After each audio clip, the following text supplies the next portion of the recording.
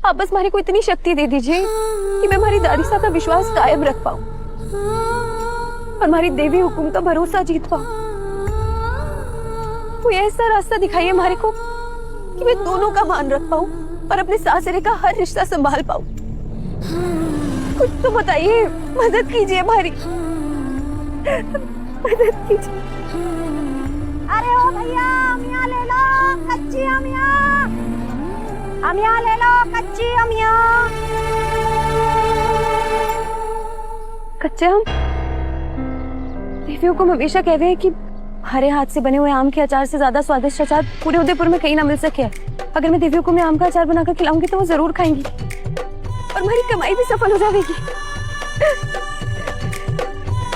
अरे काकी रुकिए रुकिए रुकिए। अब काकी ये कह रही कितने की है? 50 रुपए किलो है बिटिया। दे दीजिए ना हमारे को। हाँ, कितना लेना है? 3 किलो।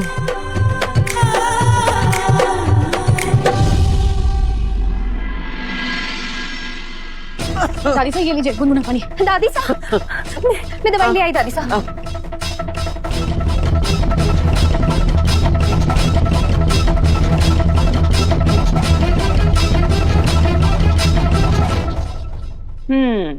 भाभी सा ने तो 2 मिनट में दवाइयाँ मंगा ली थी, पर ना, माजी सा ने तो थारे कमाई से ही दवाई खानी थी। खास खास कर तबीयत बिगाड़ ली है, लेकिन जिद ना छोड़ी इन्होंने। लेकिन मैंने बोला था ना कि वसूड़ी की कमाई की दवाई खाऊंगी मैं। देख ले आई हो। माजी साहब आपने दवाई ले ली, इसके लिए हम बहुत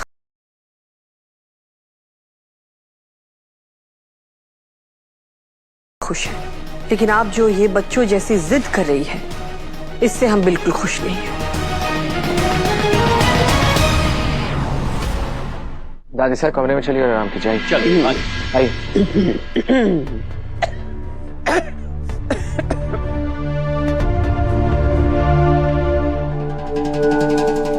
हे माता माई, अब आगे क्या होवेगा?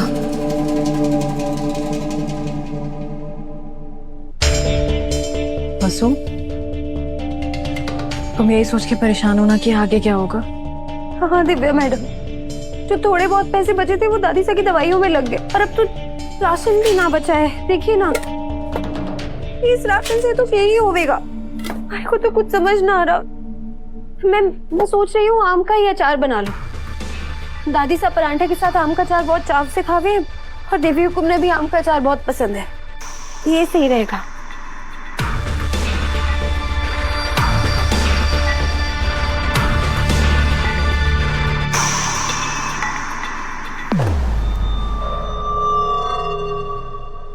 लेकिन मैं अचार बनाऊंगी कैसे?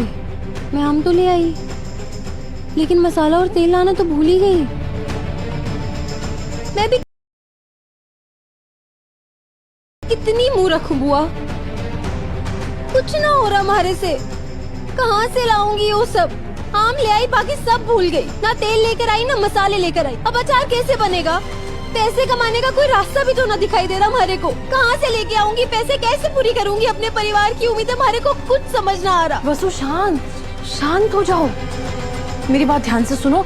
ऐसे हिम्मत नहीं हारते, तुम देखना कोई ना कोई रास्ता जरूर निकल जाएगा। एक रास्ता है वसु, यहाँ से 5-7 किलोमीटर दूर मनसुख काका रहते हैं। उनके पास काम मिल सकता है, पर काम बहुत मेहनत का है। कोई बात नहीं बुआ, अपने परिवार के लिए मैं कुछ भी करने के लिए तैयार हूँ। आप बताइए तो सही, काम क्या है? मनसुख काका ना मसालों का काम करते हैं। घर में रहने वाली औरतों को रोज वहाँ से मसाला पीसने का काम मिलता है। मनसुख काका सुबह खड़े मसाले पहुँचाते हैं और फिर शाम को उनको पिसे हुए मसाले तैयार मिल जाते हैं। उनके पास काम तो बहुत है, अगर तू कर लेगी तो पैसे भी अच्छे मिलेंगे। फिर अपनी मेहनत की कमाई से अपनी देवी हुकुम के लिए अचार बना सकती है और माजी हुकुम के लिए खाने और दवाइयों का इंतजाम भी कर सकती है। तो बहुत अच्छी बात है, आपने तुम्हारी सारी चिंता ही दूर कर दी। सच में वसु, ये इससे तो बहुत अच्छा हो जाएगा। लेकिन अब ये बताओ कि नेक काम में देरी कैसे? वो आप अभी मनसुख काका ने फोन करिए ना और उन्हें बोलिए कि हमारे को आज से ही काम शुरू करना है। मैं उनको अभी कॉल कर रही हूँ। सब ठीक होगा वसु, अब सब ठीक होगा।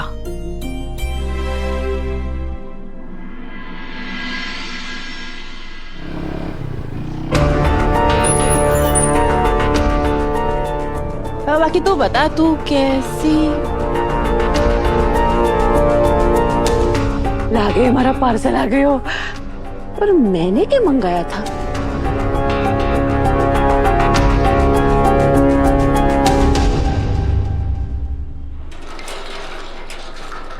क्या लेके आए आप? दिखाइए।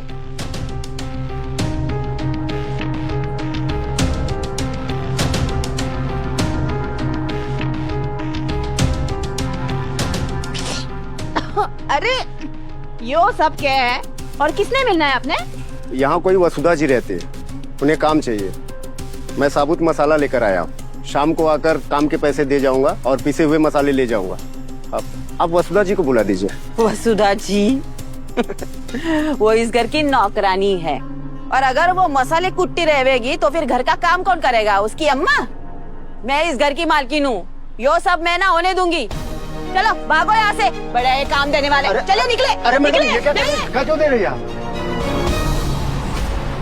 तो वही काका लग रहे हैं जिन्हें सावित्री मौसी ने बुलाया था। वसु, सावित्री मौसी, काकी सा क्या कर रही हैं? काकी सा रुक जाइए, इन्हें हमने बुलाया है। काका सॉरी, वो शायद काकी सा को कोई गलतफहमी हो गई होगी। इनकी तरफ से मैं आपसे माफी मांगती हूँ। अरे यो कहाँ का महाराजा है जो इससे तू माफी मांग रही है? और इस घर में कोई भी मसाला ना कूटा जाएगा, समझी? तो फिर आप भी समझ जाइए काकी सा, अगर दादी सा को पता चला कि वसु के लिए कोई काम लेके आया था और फिर काकी सा आपने उसे भगा दिया, तो दादी सा तो गुस्सा हो जाएंगी। गुस्से में पता नहीं वो क्या करेंगी, मुझे तो डर लग रहा है। आ जाइए काका, अंदर आइए। वसु, आप खमगनी काका, ये है वसुधा सिंह चौहान, देवांश सिंह चौहान की पत्नी। घनी खम्मा, मैं मसाले ले आया। शाम तक हो जाएगा ना? आप इतने बड़े परिवार की बहू हैं, ये बहुत मेहनत का काम है। अरे काका, खाना बनाना और सबको खाना खिलाना ये हमारे पसंदीदा काम है। और अच्छे खाने की सिर्फ एक ही शर्त होवे है, अच्छा मसाला। मैं ये सारे मसाले पूरे मन से पीसूंगी और आज शाम तक हो भी जाएगा, आप फिक्र ना करिए। काका हम सब वसु के साथ हैं, शाम को आके आप मसाले ले लीजिएगा। फिर मैं चलता हूँ, शाम को आ जाऊंगा। खमगनी काका, मैं खूब मेहनत करूंगी। खम्मा कर।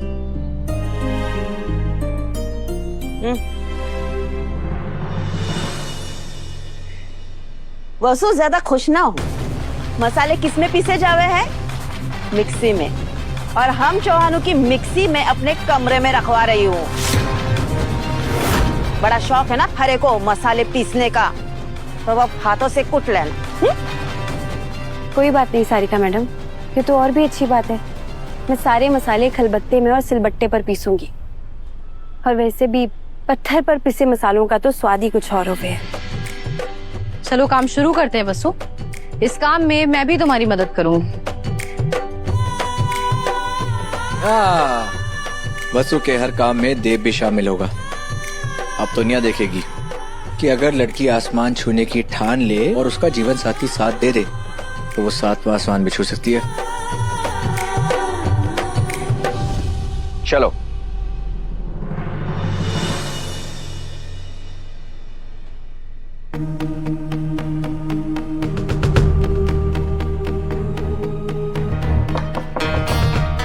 मैं अंदर आ सकता हूँ? क्यों? एक्चुअली वसु के बारे में, आई मीन वसु भाभी सा के बारे में आपसे कुछ बात करनी थी। 1 मिनट, 60 सेकंड हो गए 1 मिनट में। जल्दी बोल जो बोलना है।